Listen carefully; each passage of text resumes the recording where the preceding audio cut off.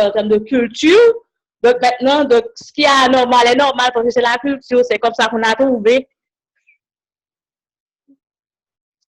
Donc, à la fin, excusez-moi, la connexion était un peu mal. Donc, j'écoute que tu dis que c'était toujours comme ça. Oui, alors, ce que je veux dire, c'est que comme si le fait que, alors, c'est pas normal qu'il y ait, comme si une différence. Mais le fait que, comme si, avec la culture, donc, normalement, donc, bon, moi-même, je vis dans une communauté où, comme si patriarcat, donc, comme si, donc, on fait quoi, la société fait quoi que c'est normal. Mm-hmm. Mm-hmm. Mais, c'est pas normal. Mm-hmm. Et qu'est-ce que les autres pensent de ça? De ma question et de ce que Larissa dit. Est-ce que c'est un problème ou non? Est-ce que c'est normal ou c'est pas normal? Qu'est-ce que vous pensez? À mon avis, c'est pas un problème, mais c'est juste, c'est nécessaire que chaque personne de chaque genre a la possibilité de faire tous les rôles. Donc, s'il y a une femme qui veut être un peu plus docile, ça, c'est pas un problème, mais c'est nécessaire que la femme a l'option d'être un peu plus forte, avoir une voix forte.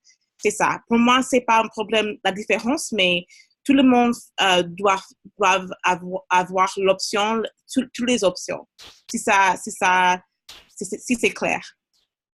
Mm-hmm. Donc, ce que je comprends, c'est que tu ne penses pas que c'est un problème d'avoir des rôles différents, mais ça doit être un choix et pas comment. Exactement, c'est un choix. À chaque personne par la société. Mm-hmm. Très bien. Quoi d'autre? Qu'est-ce que vous pensez?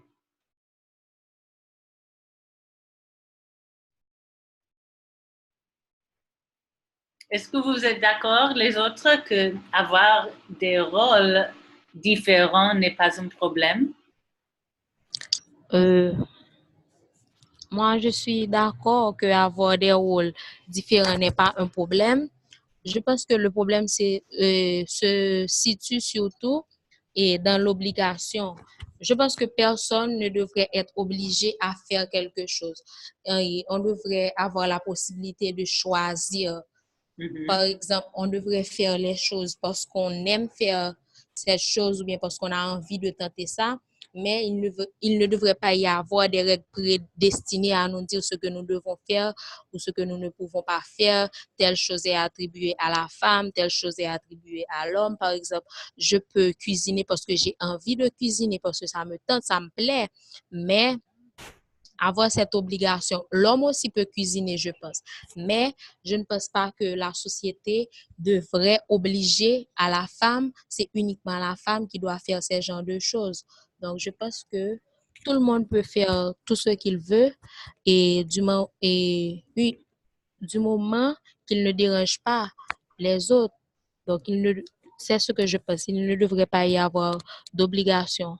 On devrait se sentir à l'aise de faire ce qu'on veut, ce qui nous tente. Mm-hmm. Mm-hmm. Merci, Arlene. OK. Donc, est-ce qu'il y a quelqu'un qui peut expliquer cette image?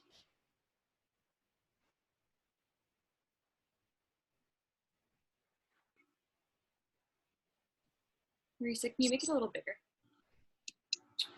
I don't know. Let me see. C'est mieux?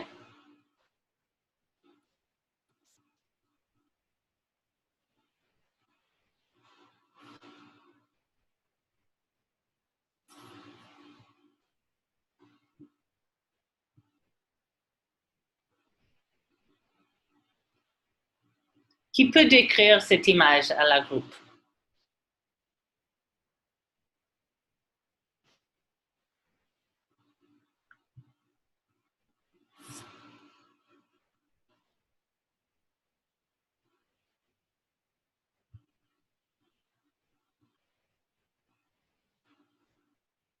Je pense que ça veut dire que dans l'année 2058, les femmes et les hommes vont être payés le même salaire. Merci. Et tu peux expliquer un peu plus le graphe, juste axis, le axe Y et le axe X? Oui. L'axis Y, c'est le pourcentage de la salaire de femmes sur le salaire des hommes. Par exemple, en 1960, les femmes étaient payées 60% de la salaire des hommes. Et dans l'axe X, c'est l'année. Et donc, cette image, ça commence en 1960 et ça finit en 2060. Et chaque an, les femmes sont plus en plus payées. Merci. Pourquoi est-ce que c'est comme ça? Et excusez-moi, je veux ajouter, Rowena, c'est dans quel pays cette information est sortie de quel pays? Des États-Unis. Exactement. Donc, ça, c'est dans les États-Unis. Donc, à ce moment, une femme touche peut-être 77 centimes sur chaque dollar touché par un homme dans le même travail. Dans le même travail, je vais ajouter. Qu'est-ce que vous pensez? Pourquoi c'est comme ça?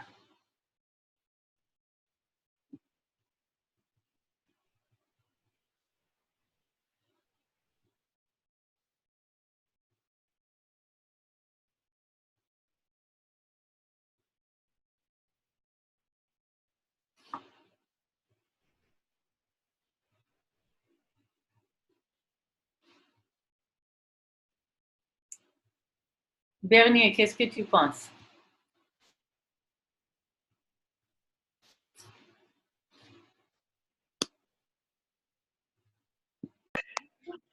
En fait, je pense que c'est probablement parce que comparativement aux femmes et les travaux des hommes vont demander qu'ils dépensent beaucoup plus et jugeant cela, et la société normalement a décidé de payer les hommes beaucoup plus que les femmes. Et c'est pourquoi, et pour mieux égaliser les dépenses dans les années à venir, et on a décidé, comme l'a si bien dit l'autre intervenant, en 2058 d'égaler les revenus entre hommes et femmes.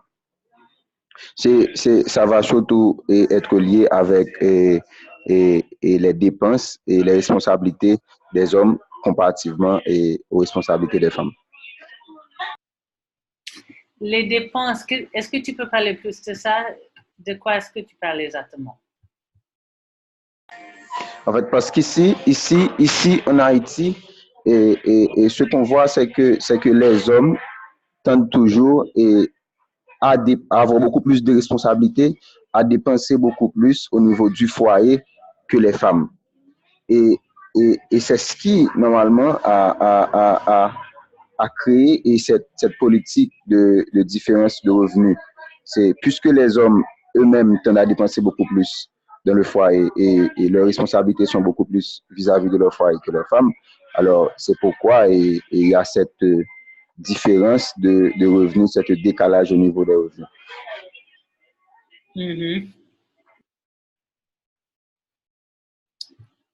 Est-ce que tout le monde est d'accord avec ça? Alors, moi, j'ai un problème avec l'intervention parce que il y a ce qu'on appelle la division sexuelle du travail. Donc, le travail domestique, de reproduction, donc pratiquement c'est invisible et non rémunéré. Par exemple, mais l'homme, tandis que le travail de production, c'est rémunéré et attribué aux femmes. Donc, je pense que donc, avec la division sexuelle du travail, donc, je ne pense pas comme si, peu importe que les hommes, comme si ont le travail de production, mais la femme aussi, avec le travail domestique, domestique.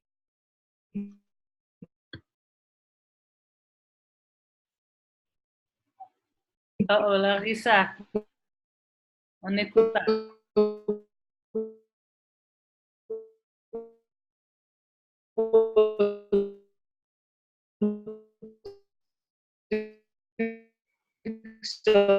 Donc, c'est invisible et non rémunéré. Donc, ça ne veut pas dire pour autant que c'est parce que l'homme fait plus le travail. Allô? Oui, Larissa, on n'écoute pas très bien, mais... Allô? Allô, Larissa, ça va? Vous m'entendez? D'accord. Oui, Larissa, rappelle-toi que la communication n'est pas trop bonne. D'accord. Que tu dois parler plus lentement, s'il te plaît. D'accord. Alors, c'est que il y a ce qu'on appelle, alors je voulais parler de ce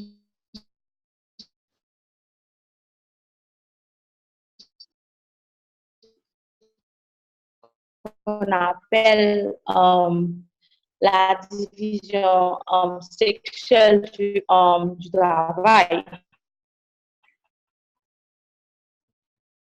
Larissa, la connexion n'est pas bonne. Donc, le travail domestique, de reproduction, donc c'est fait par la femme, alors c'est non rémunéré et invisible. Donc, par contre,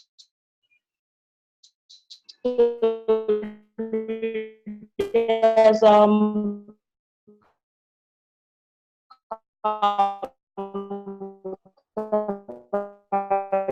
de production, donc c'est payé.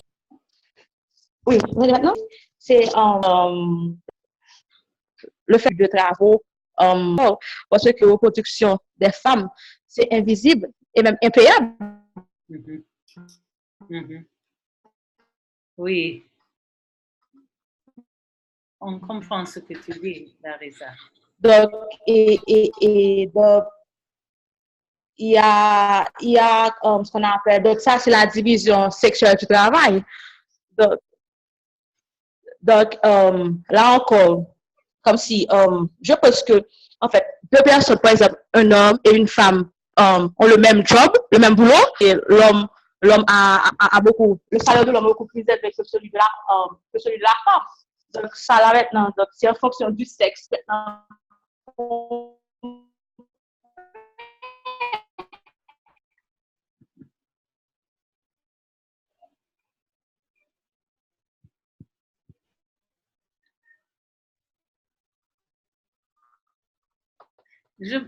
Ok, donc, je pense que comme si, bon, par exemple, l'homme fait les boulots les plus durs, non, mais une femme et une...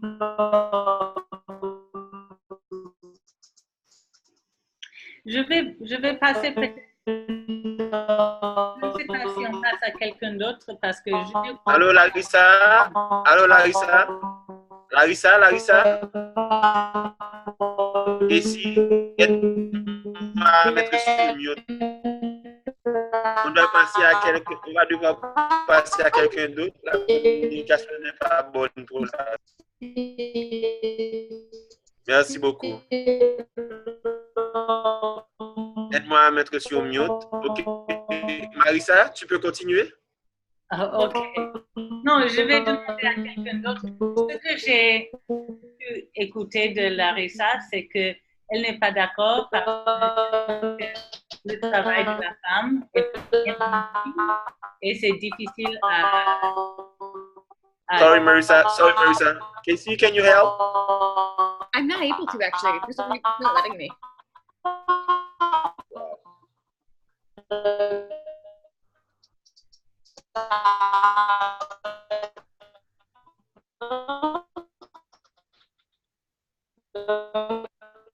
on Thank fait you. selon le sexe.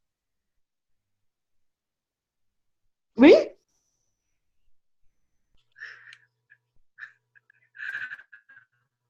OK, merci beaucoup. Donc, Marissa.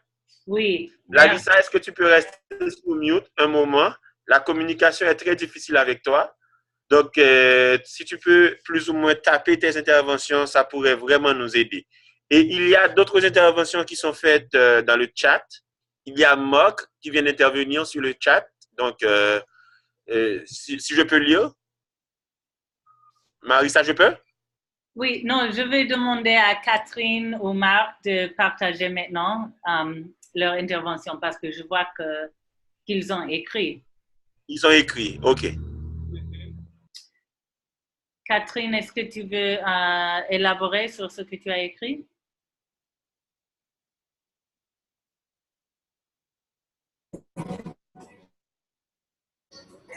Oui, je voudrais bien, mais il y avait beaucoup de bruit près de moi. Et en fait, je suis d'accord à ce que Dernier a dit, parce que surtout chez nous en Haïti, on dit que les garçons, les hommes, ils font beaucoup de travaux et ils ont beaucoup à dépenser, ils ont les enfants, les taxes, etc. et à payer tout ça. Donc, on pense que les femmes, ce qui leur revient comme si d'être de la maison, de la société, doivent faire que par rapport aux hommes. Mais moi-même, je pense que c'est ce jugement-là qu'on a posé. OK, Catherine.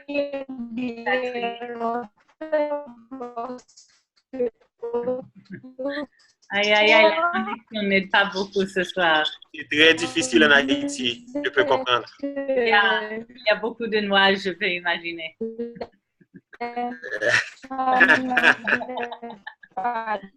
Catherine, OK. OK, tu peux faire la même chose pour nous? Oui. Casey?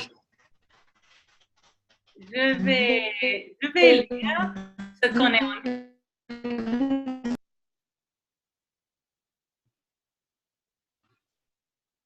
Merci, Casey. Excusez-moi parce que j'apprécie beaucoup les interventions et je suis vraiment contente qu'on a des réponses et des interventions et qu'on n'est pas totalement d'accord avec tous les autres. Et c'est vraiment difficile avec la connexion. Mais je vais lire ce qu'a écrit Catherine et Marc. Donc, Catherine a dit que Bernier a raison. C'est ce qui se passe chez nous en Haïti, que les hommes touchent beaucoup plus des femmes. Mais elle dit qu'elle n'est pas d'accord car c'est le jugement apporté par la société envers les sexes qui pose ce problème que les hommes dépensent plus. Et puis, Marc a ajouté que c'est surtout parce qu'il y a beaucoup plus d'hommes qui occupent des postes importants par rapport aux femmes. Et c'est pour ça que les hommes touchent plus que les femmes. Donc, il dit que les postes les plus rémunérés sont surtout occupés par les hommes. Et je vais ajouter que, par exemple, dans cette image, honnêtement, ça, c'est pour le même travail. Donc, pour le même poste, les femmes sont rémunérées moins que les hommes dans le même poste. Mais ça aussi, c'est vrai, ce que Marc dit, que les postes les plus hauts dans la société sont plus occupés par les hommes plus que les femmes. Donc, je vais continuer, mais ce que je veux souligner pour vous, c'est que avec les rôles des genres, si c'était seulement une différence entre les rôles, ça sera une chose. Mais ce qu'il faut noter et comprendre bien, c'est que c'est une différence systématique de contrôle et de pouvoir entre ces rôles. Et c'est là où on a un problème. Si ces rôles étaient complètement égaux dans le pouvoir, dans le contrôle, dans l'autonomie, peut-être on ne verrait pas les problèmes qu'on voit avec les autres aspects sociaux, mais on ne voit pas le même pouvoir dans ces rôles. Est-ce qu'il y a quelqu'un qui est pas d'accord avec ce que je viens de dire, ou qui est d'accord avec ce que je dis? Qu'est-ce que vous pensez de ça?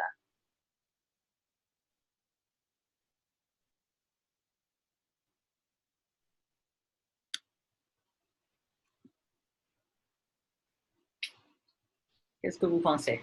Vous êtes totalement d'accord avec ce que je dis?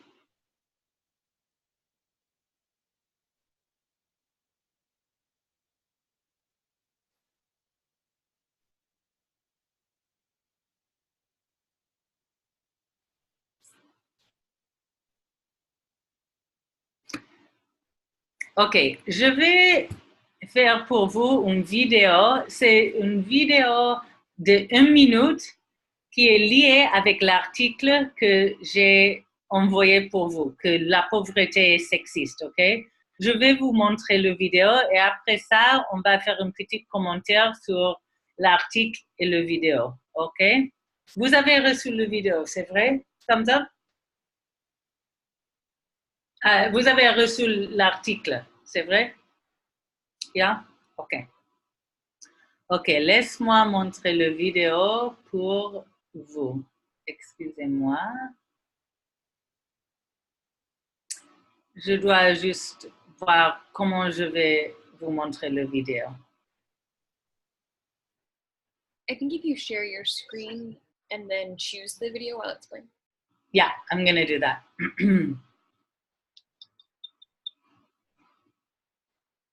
Let me see how to do it.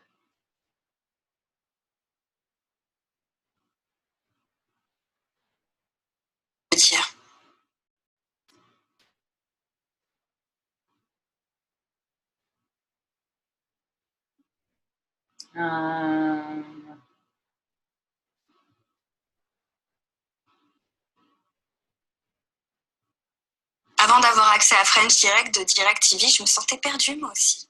Pardon?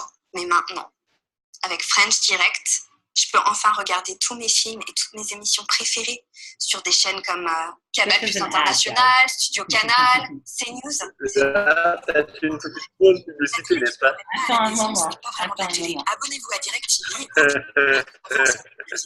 Ne regardez plus la télé à moitié. DirecTV.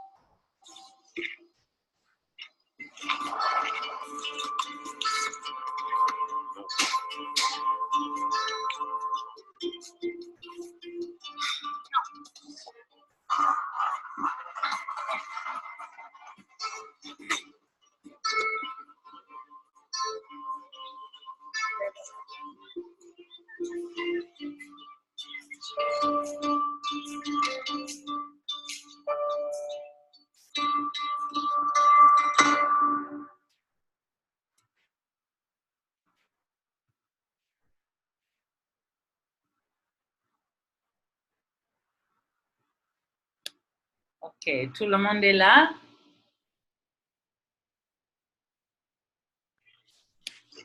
Oui, on est là. Est-ce que vous pouviez voir la vidéo? La connexion était assez? Yeah. J'aurais suggéré que tu reprennes la vidéo. Je ne sais pas pour tout le monde, mais j'aurais suggéré que tu reprennes la vidéo afin d'avoir une bonne compréhension des images. Est-ce que c'est avec moi qui avait des problèmes ou est-ce que c'était pour tout le monde? Vous en pensez quoi? Il faudrait reprendre? Juste un moment. Je vais vous envoyer après le cours le lien pour la vidéo et comme ça vous pouvez regarder encore. Comme vous avez déjà lu l'article et l'article est lié aux vidéos, je crois qu'on peut discuter. Qu'est-ce que tu penses, Carlo?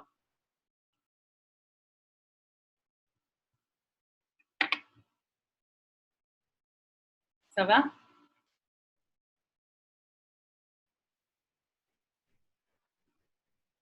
Donc, on va continuer. On va parler du vidéo et de l'article ensemble, OK? Donc, le titre de l'article et de la vidéo, c'est que la pauvreté est sexiste. Donc, ma première question est, qu'est-ce que vous avez noté dans la vidéo? Quel thème, pourquoi est-ce qu'ils ont mis toutes ces images ensemble? Et l'article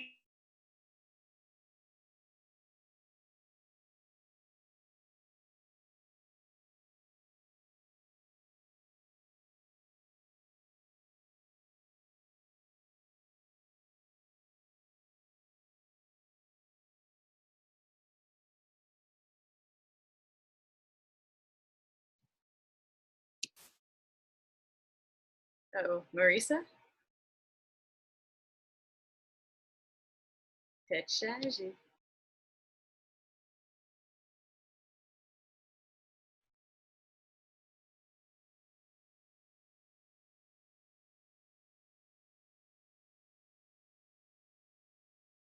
Vous êtes là? There we go. OK, I'm back. OK, Rosina, tu es là? Est-ce que tu peux faire un peu de commentaires pour nous? Oui, je suis là. J'ai pas réussi à bien visualiser la vidéo, donc je ne peux pas dire beaucoup de choses là-dessus. Tu ne pouvais pas voir la vidéo?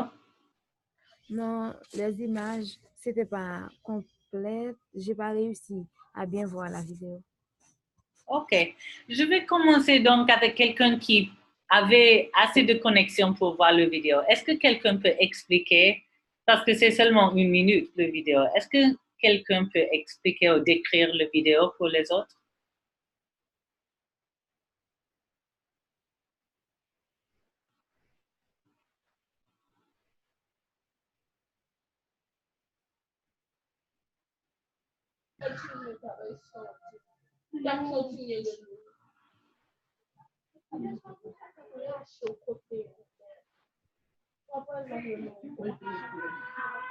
Joy, tu peux décrire la vidéo pour nous?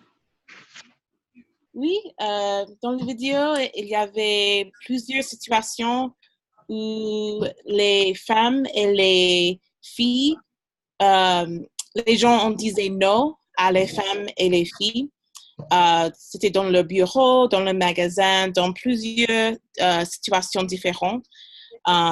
Donc, ça montrait un peu les actions et le comportement des femmes sont limités par les gens dans la société, en fait. Et pour moi, c'était intéressant parce que c'était pas toujours les hommes qui ont dit non, mais aussi les femmes à l'autre femme. Les femmes ont dit non, on peut pas faire comme ça, on peut pas rester ici, on peut pas faire quelque chose. Merci, Joy. Tu peux ajouter.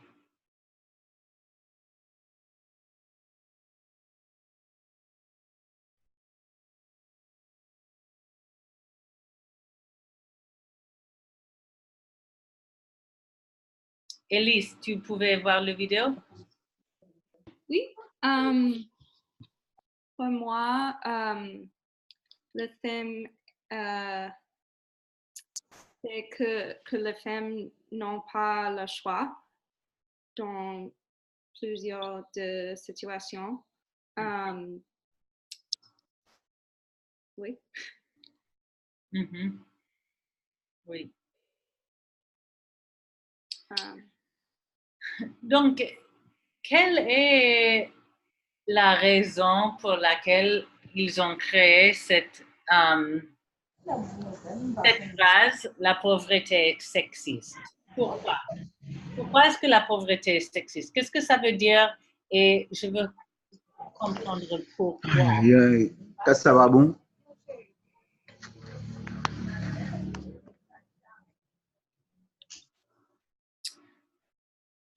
Alexa, qu'est-ce que tu penses? Pourquoi la pauvreté est sexiste? Qu'est-ce que ça veut dire?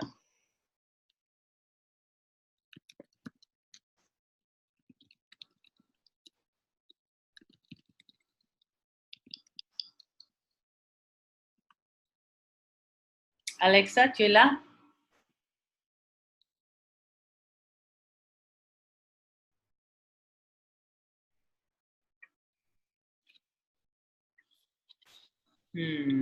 Qui est là? Qui est là qui m'écoute? Erline?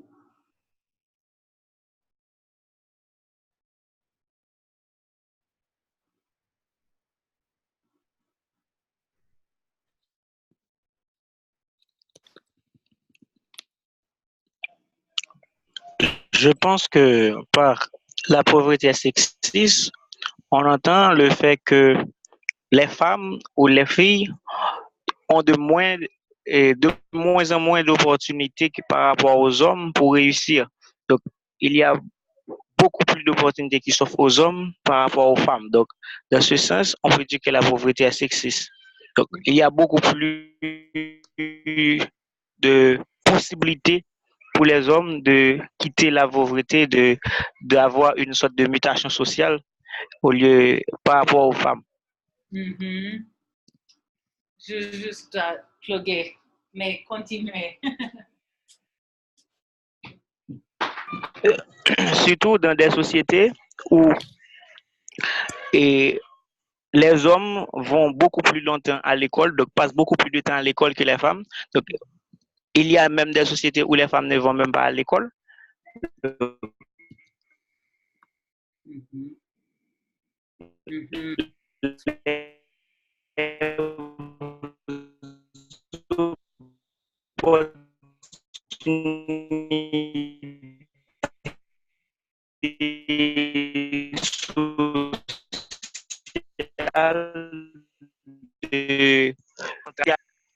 Aussi, les attentes qu'on a des femmes le plus souvent est minimisée par la société.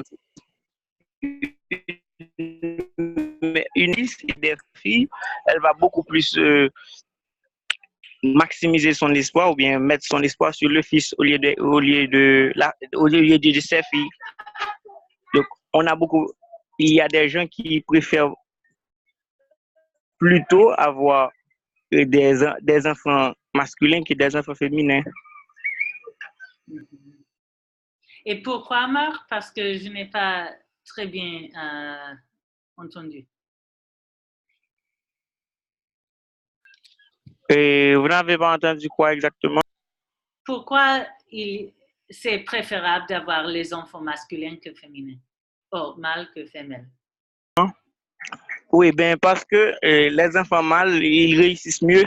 Bon, selon des croyances de des sociétés, donc on pense que les hommes réussissent mieux que les femmes. Donc, il y a beaucoup plus de chances pour un homme de réussir dans la vie au lieu qu'une femme. Donc, les parents pauvres préfèrent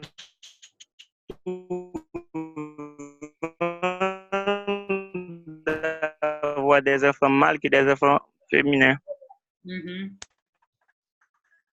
Est-ce que les grossesses empêchent aux femmes de continuer dans leur mutation sociale, de continuer de la vie. Et parfois, il y a même des filles qui arrêtent l'école après une grossesse. Donc, et lui, il ne court pas ce risque. Même si un homme a une femme enceinte, donc ses parents vont prendre en charge la fille enceinte. Mais pour la fille, le plus souvent, elle doit arrêter l'école pour prendre soin de son enfant, de son bébé.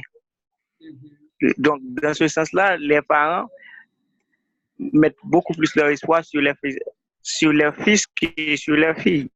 Mhm. Mhm. Est-ce que quelqu'un d'autre est d'accord avec ce que Marc dit ou pas d'accord?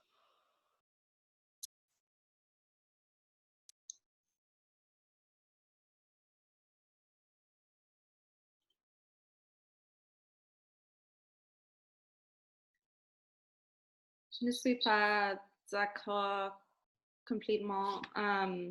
I might say this in English because it'll be a little easier, but I've been thinking that saying poverty is sexist or like that poverty, what was the phrase in the article, that there's this feminization of poverty is almost kind of naturalizing what's happening. I feel like you could equate it to saying disease is racist or something, and that doesn't mean that, you know, kind of as we were talking about, like it's natural for certain people to experience this phenomenon, whereas it shouldn't happen with others. But that all of these things placing preference for the education of male children or marrying women younger, which limits their power, all of these instances which power is limited for women that create situations of poverty are socially, structurally created. So I think there are a lot of parallels that we could draw with our conversations about race that we've been having. Merci beaucoup, Elise. Merci beaucoup. Donc, je veux juste traduire très vite en français. C'est que ce qu'Elise dit, c'est que c'est pas normal que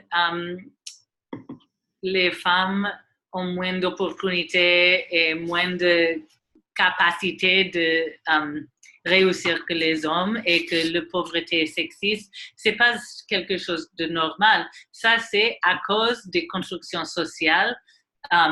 On voit que, par exemple, on a un manque d'opportunités d'éducation pour les femmes, le mariage des femmes très jeunes, et sont ces choses construites par notre société qui rend les femmes plus vulnérables à la pauvreté que les hommes. Elise, is that fair? Oui. OK. Merci. Très bien. Très, très, très important. Très important.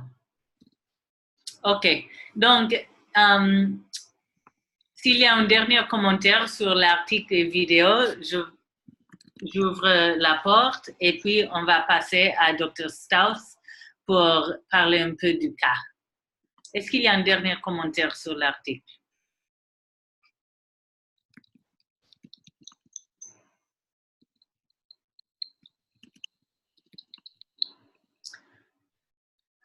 Rosena, Samantha, Rowena.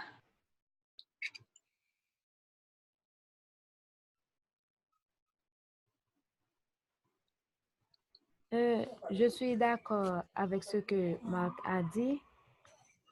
Dans notre société, rares sont les femmes qui arrivent à occuper un poste avancé.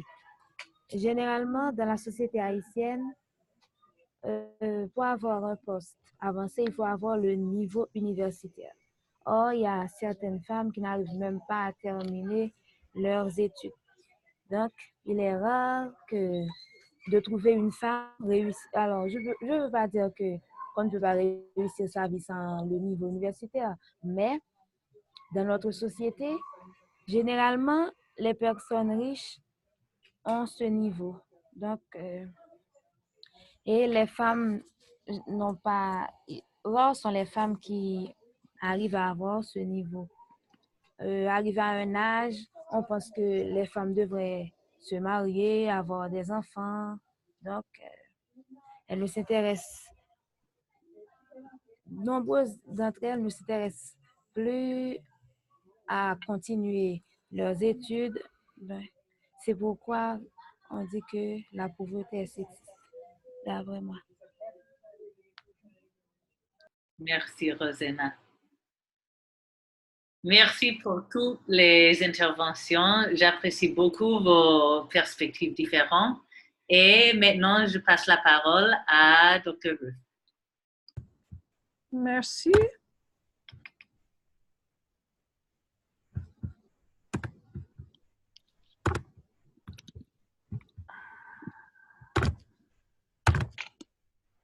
Alors, on va faire une petite étude de cas.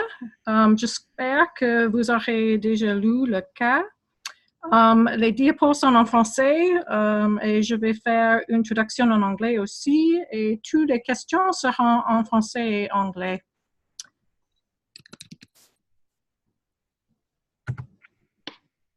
Kalizeta is 23 years old. She's Muslim. She lives in Burkina Faso and has not had a formal education.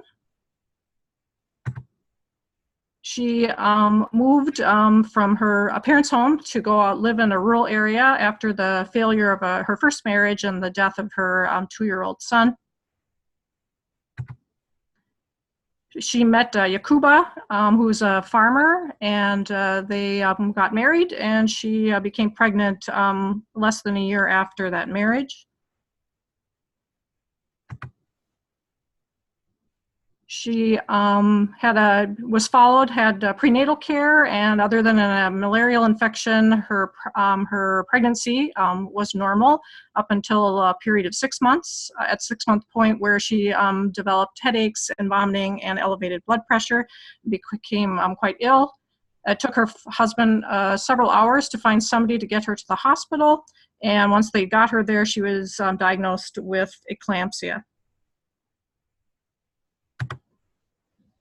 The physician sent Yakuba to go find medicine for her. He had to go to a town about 100 kilometers away from their town to find the medicine. And during the time he was away trying to get the medicine, the fetus had died and she was seriously ill. They had to induce her and the baby was born dead. And after recuperating in the hospital for about 10 days, she was sent back out on some antihypertensive medicine. Her husband had to get money from his family members to pay for the hospitalization. He had to sell a cow so that they'd have some money for food. She developed chronic hypertension as a sequelae of her eclampsia. She had prescriptions for the medication, but she couldn't buy them. And because she had several weeks where she didn't take the medicine, she developed symptoms of headache and dizziness. And she really could not do anything or help out at all around the house because she was so ill. And several months after that hospitalization, she started to think that she about becoming pregnant again. And she became depressed because of the loss of that baby. And she'd said that she no longer felt like a woman because she didn't have an infant.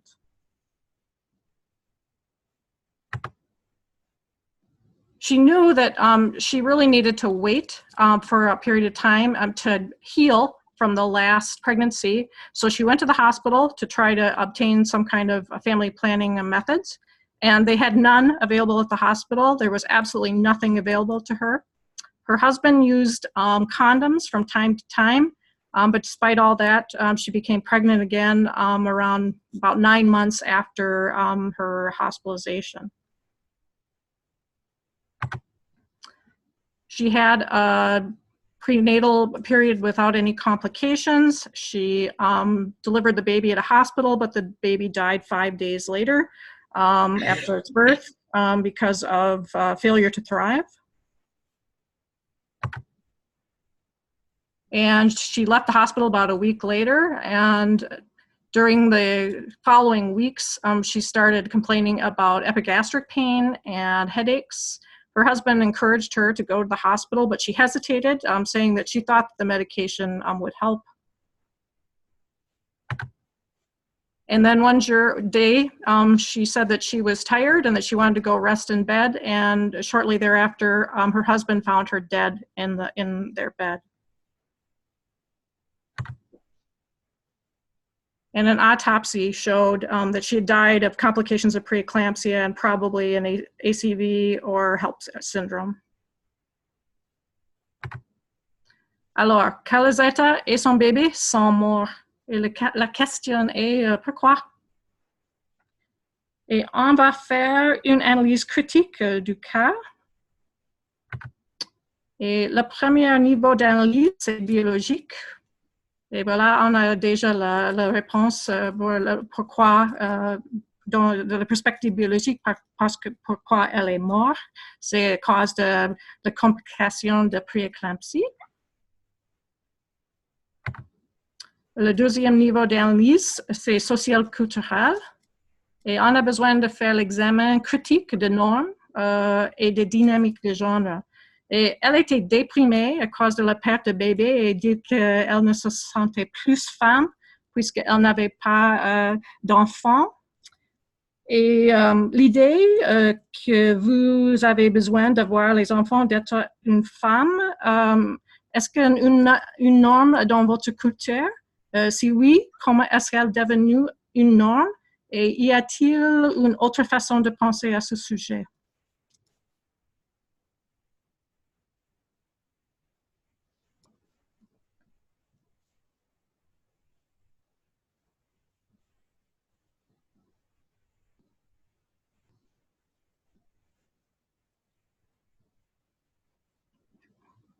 Est-ce qu'il y a quelqu'un qui peut donner une réponse, s'il vous plaît?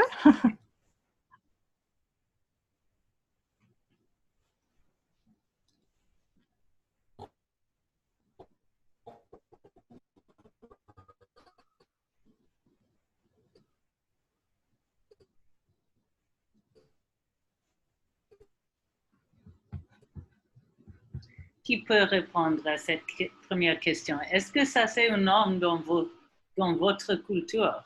Est-ce que c'est le même? Est-ce que c'est le même pour vous? Oui, c'est le même pour moi dans ma culture parce que en Haïti, une femme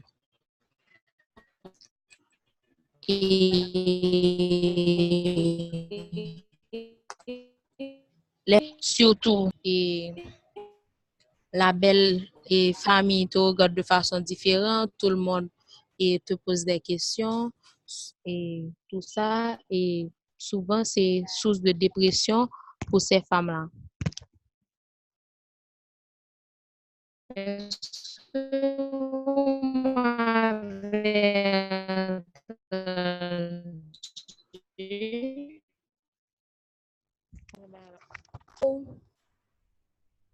Allô? Allô, Erline? Oui, je viens de parler. Est-ce que vous avez entendu ce que je viens de dire? Non. Une partie. Une partie? Oui, on a entendu que c'est la même chose dans votre communauté en Haïti, que c'est l'attente des femmes d'avoir les enfants, mais après ça, je n'ai pas encore entendu. Oui, je dis que les gens de l'entourage de ces femmes-là les regardent de façon différente quand elles n'arrivent pas à tomber enceintes, surtout après leur mariage. Et après le mariage, tout le monde s'attend à ce que la femme soit enceinte. Et si ce n'est pas le cas, la femme est souvent sujet à la dépression parce que la belle famille, sa propre famille, tout le monde le regarde de façon différente et ces femmes-là essaient d'avoir des enfants et souvent elles ont recours à beaucoup de choses comme la spiritualité et quoi d'autre. Et beaucoup de choses pour essayer de pallier à ce problème. Parce que pour eux, c'est vraiment un problème grave. Et dans ma culture aussi, on les donne des noms dénigrants aussi. Donc, tout ceci contribue à la dépression de ces femmes. Surtout après le mariage.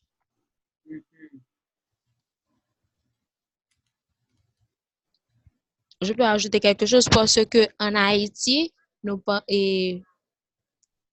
après le mariage, vous devez avoir des enfants, fonder une famille, tout ça. C'est comme ça que la société voit ces choses-là. Et aussi, dans les autres sociétés, ces femmes-là ont plutôt recours à l'adoption, mais en Haïti, c'est mal vu par beaucoup de personnes, l'adoption. Même par ces femmes, ces enfants à adopter, elles considèrent que ce ne sont pas vraiment leurs enfants, du fait que ce n'est pas elles-mêmes qui ont enfanté de ces enfants-là. Allô? Oui, oui. Oui. Vous m'avez entendu? Maintenant? Oui. OK. Mais comment est-elle devenue une norme, cette norme en Haïti? Qu'est-ce que tu penses?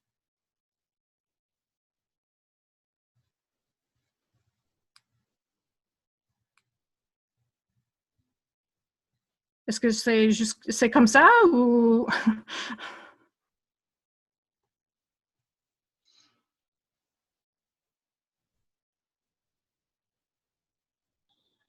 Bon, je pense que dès le début, c'était comme ça.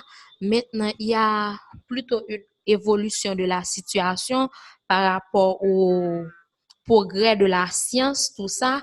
Mais je pense que ça a toujours été ainsi parce que dans notre société, on pense que la femme doit avoir des enfants, rester à la maison, s'occuper des enfants, s'assurer de l'éducation de ses enfants. Donc, dans notre société, presque tout tourne autour de l'enfant et tout le monde bon, c'est une norme, je pense, qui a toujours été comme ça et juste maintenant, il y a une certaine évolution de la situation par rapport au progrès de la science. Parce que ces femmes qui ont des problèmes ont plus ou moins un espoir si elles peuvent voyager ou faire d'autres choses. Mais je pense que ça a toujours été le cas. Mais ça change petit à petit? Oui, ça change petit à petit.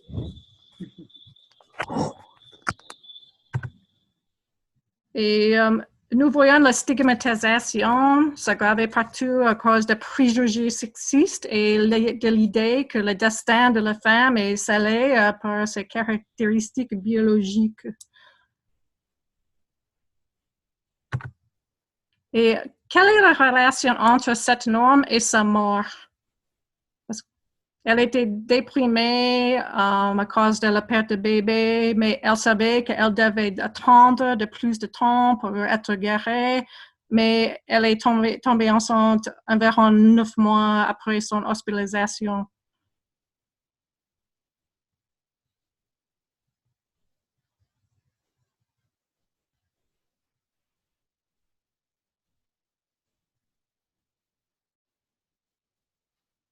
Donc, Ruth, est-ce que la question, je crois que c'est, donc, comment est-ce que cette norme d'avoir des enfants, cette attente des femmes, comment est-ce que la norme a contribué à cette progression d'événements? Oui, c'est ça. Mm-hmm.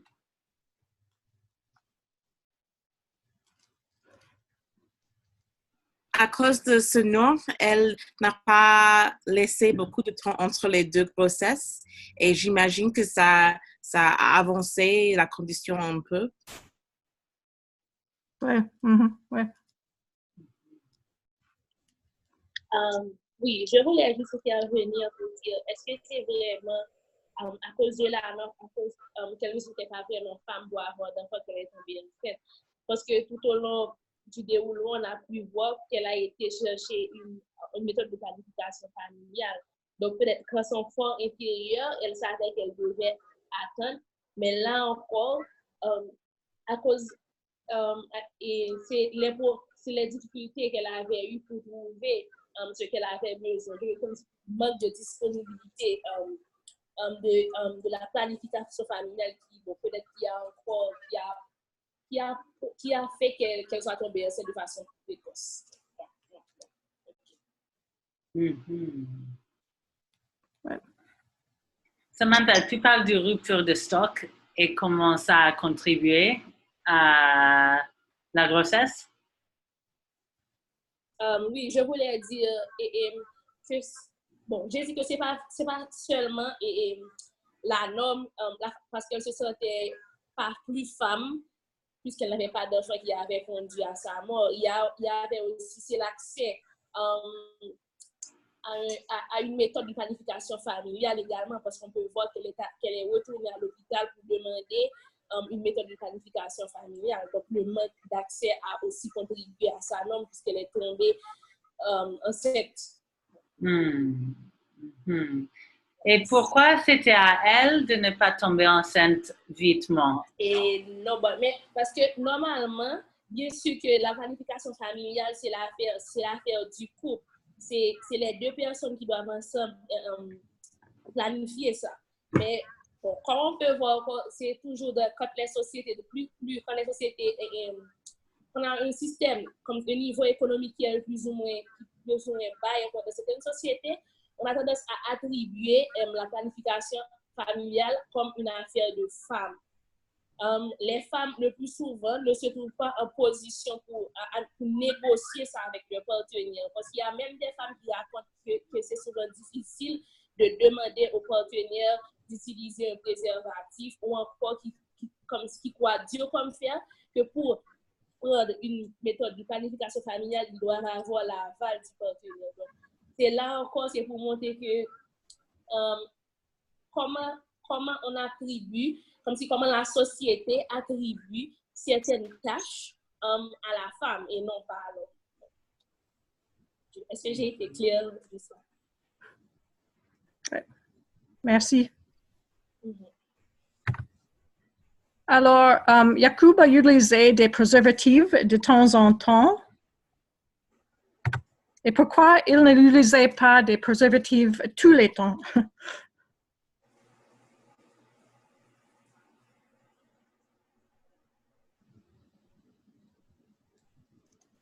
Qu'est-ce que tu penses?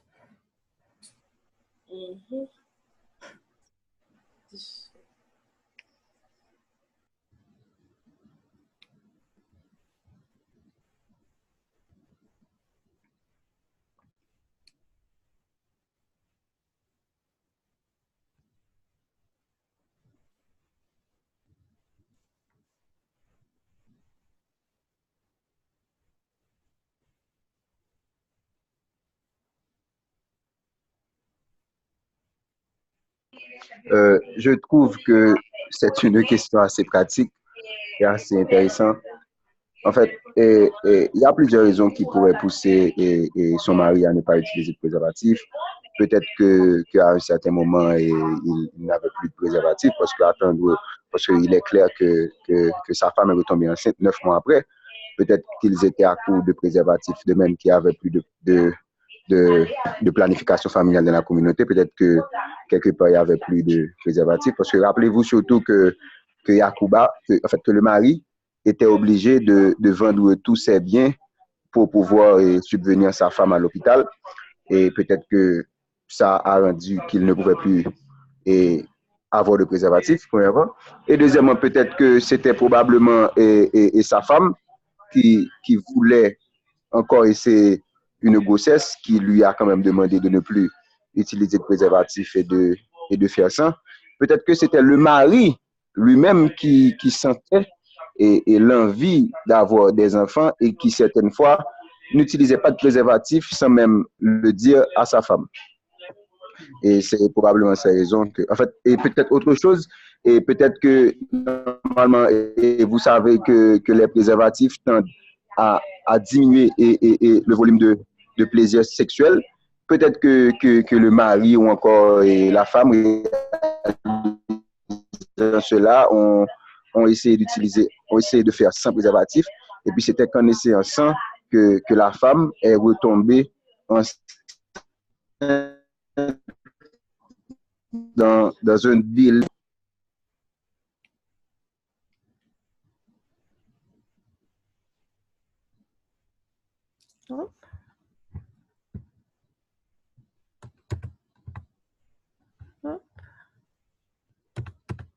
Je ne peux pas entendre. Alors, il est perdu.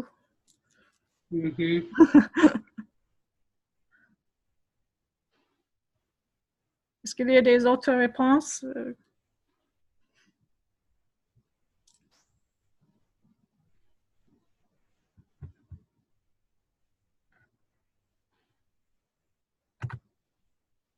Peut-être manque d'argent, peut-être manque d'accès, manque d'éducation, ou est-ce que c'est les normes entourant l'utilisation de préservatifs?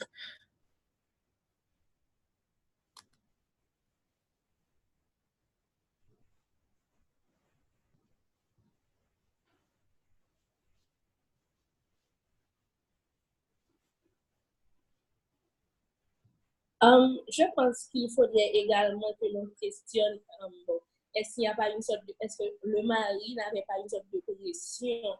Parce que comment la société le voyait, il s'est marié avec une femme et la femme ne pouvait pas enfanter.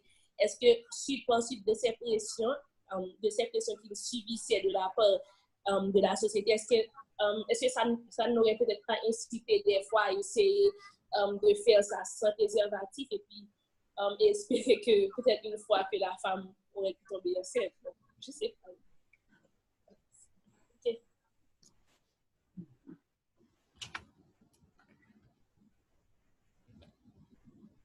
OK. On a besoin d'élargir nos connaissances de cette situation et on a besoin d'analyser le rôle de la politique et l'histoire dans ce cas. Yakuba doit aller à une ville 100 km pour chercher les médicaments. Pourquoi?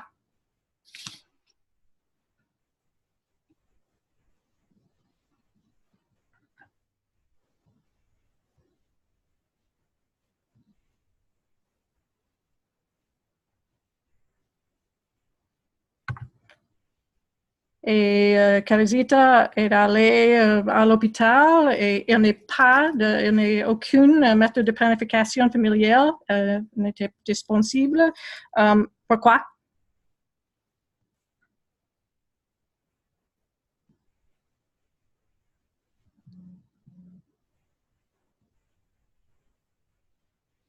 Est-ce que vous avez une idée?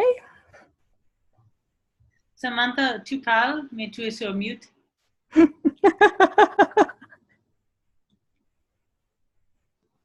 Oui, je voulais laisser la chance aux étudiants de parler et puis après, je voulais essayer d'intervenir. Tu veux choisir quelqu'un pour répondre? Oh, bon oui, Marc. Marc, tu es là? Marc? Oui, je suis là, oui. Oui, est-ce que tu pourrais répondre? Oui, je dirais que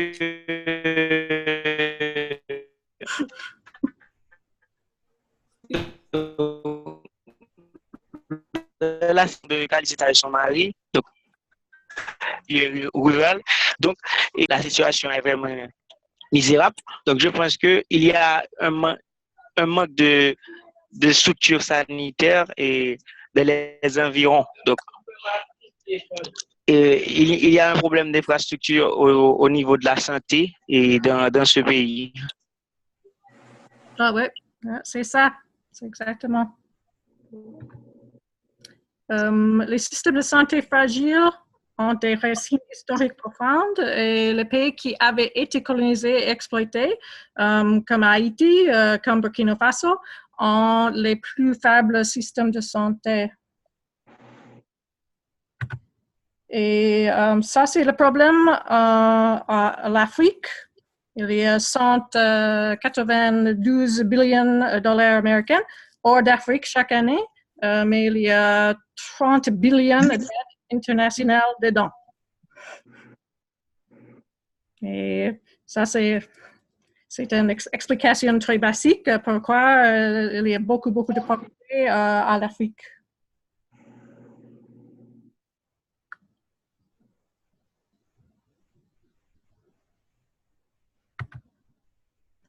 Et c'est vraiment un exemple de le concept que Fernando et David ont parlé hier soir de violence structurelle. Et Zedek va parler beaucoup plus de ça demain.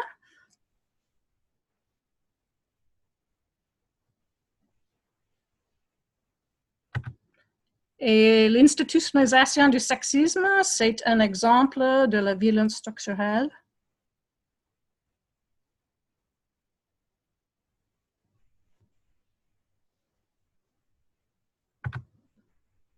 Mais le genre et la santé sexuelle et reproductive sont intimement liés, doivent être examinés ensemble pour susciter de meilleurs résultats médicaux et des sociétés plus équitables entre les hommes et les femmes.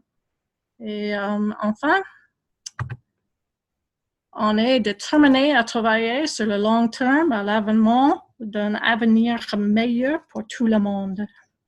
On peut changer la situation. Alors, c'est tout pour moi. Si tu as des questions et des autres commentaires.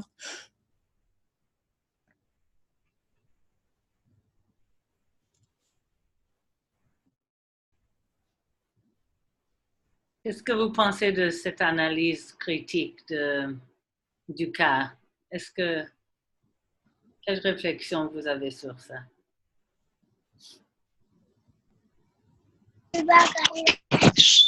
Oui, j'aurais une question. C'est à propos du mari de Kalizeta, Yacouba.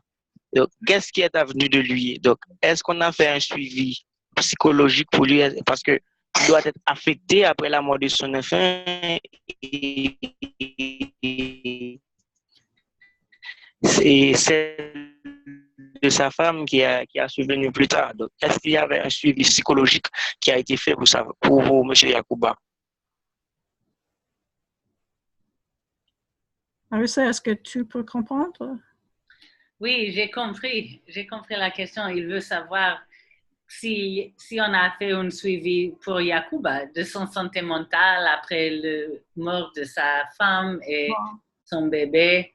Et on n'a pas une réponse factuelle ou pratique, mais la question c'est pourquoi est-ce que tu demandes ça? Est-ce qu'il y a un point que tu veux faire avec cette question? C'est justement parce que on est tout le monde. Donc, on doit comprendre aisément qu'après la perte de chair, on est affecté. Donc, en médecine sociale, on devrait s'intéresser à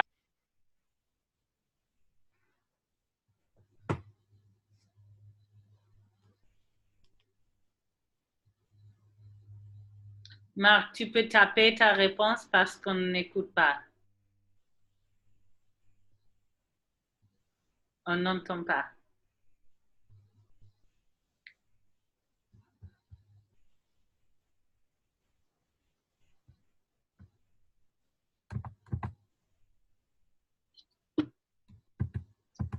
Quel autre commentaire ou question est-ce que vous avez?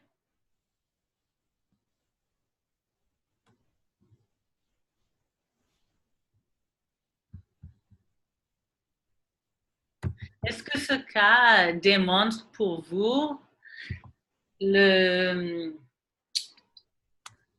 différence, la disparité de pouvoir entre les genres?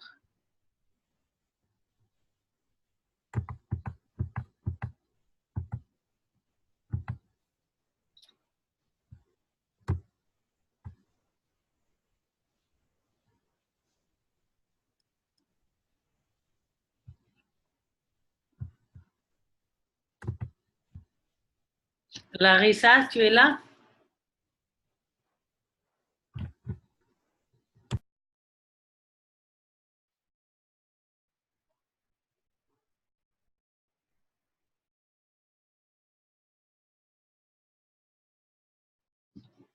Ah, je vois que Marc vient de dire qu'on est en médecine sociale. On devrait se préoccuper des profils psychologiques des gens avec qui on interagit. Oui, merci beaucoup, Marc.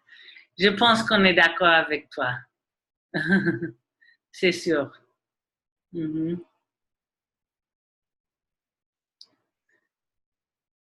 Est-ce qu'il y a quelqu'un qui peut faire un dernier commentaire sur la disparité de pouvoir entre les genres?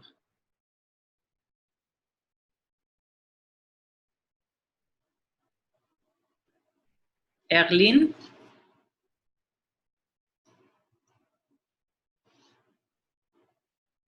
Tu es là? La disparité de pouvoir par rapport au cas qu'on vient de présenter? Oui, ça peut venir du cas, si tu l'as vu là, et quelques réflexions en général.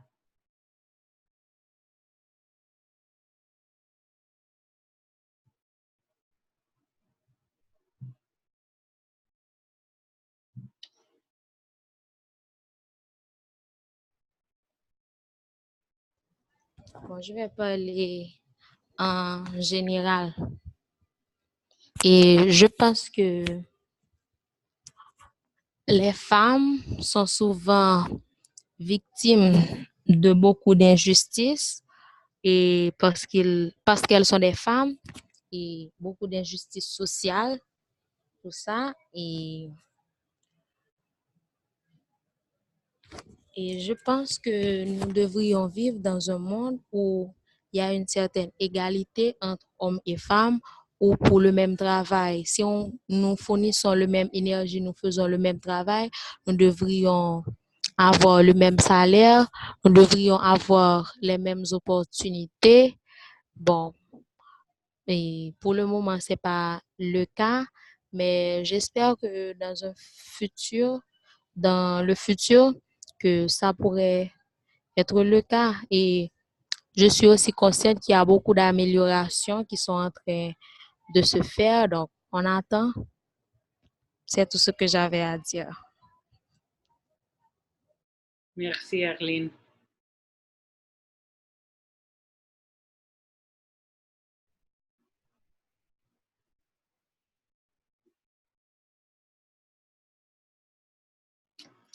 Marc dit oui, tout à fait. Ce cas illustre le problème des inégalités sociales entre les gens, les populations du même pays. Je pense que si Kalizeta et Yakuba avaient de meilleures conditions économiques, un meilleur suivi et prise en charge aurait pu empêcher la mort de Kalizeta. Merci, Marc. Merci.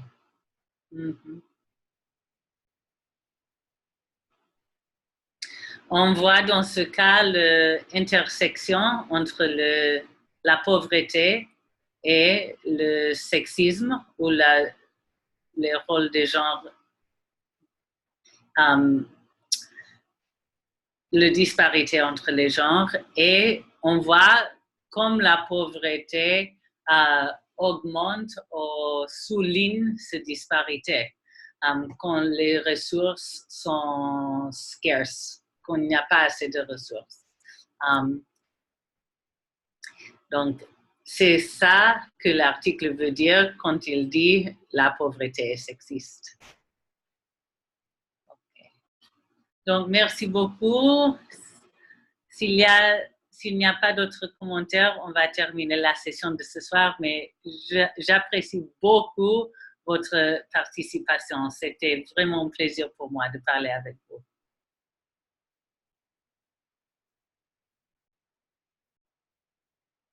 Merci. Merci. Merci, Marie Saint-Just. À demain soir, tout le monde. À demain.